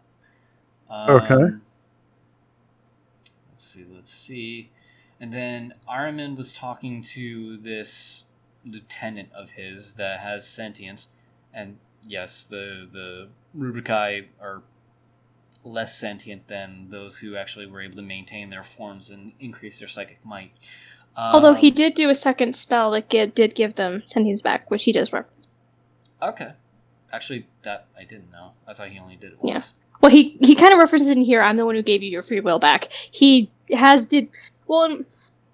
tried twice. The first time, Magnus kind of tricked him into doing something else to give Magnus a body again.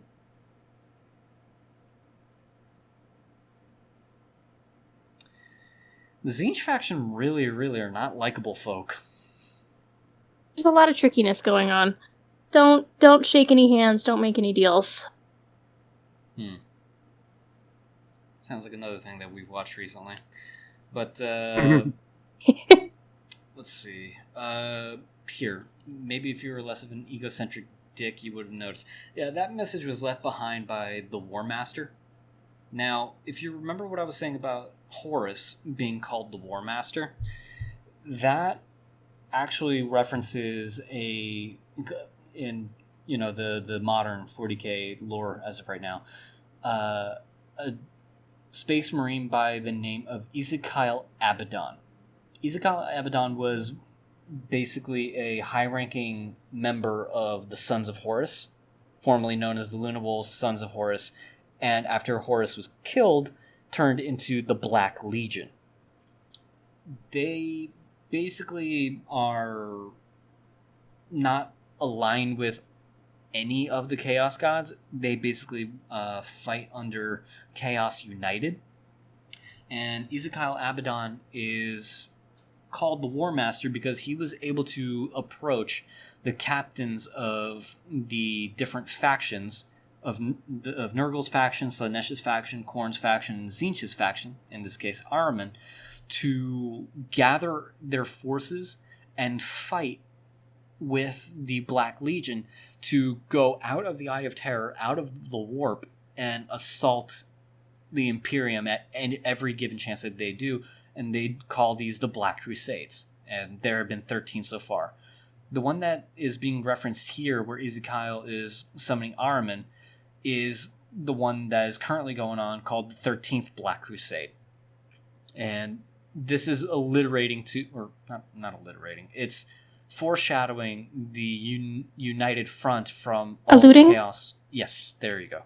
Alluding to the united front of all of the Chaos factions banding together under one banner to assault the material world.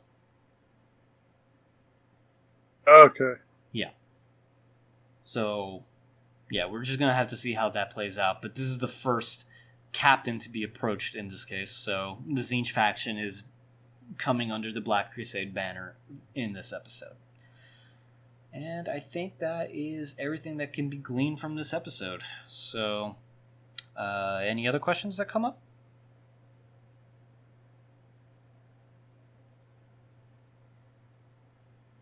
I think I'm good at this point.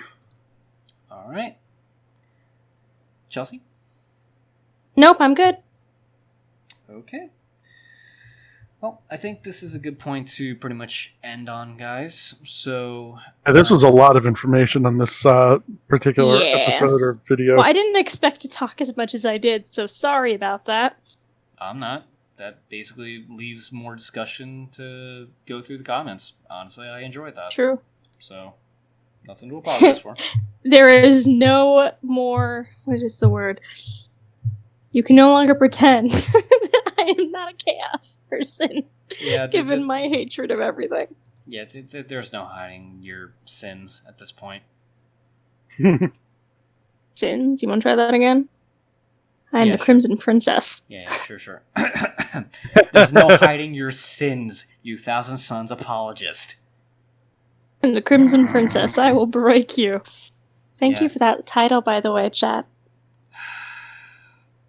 Yeah, thanks, guys. She'll never let that go.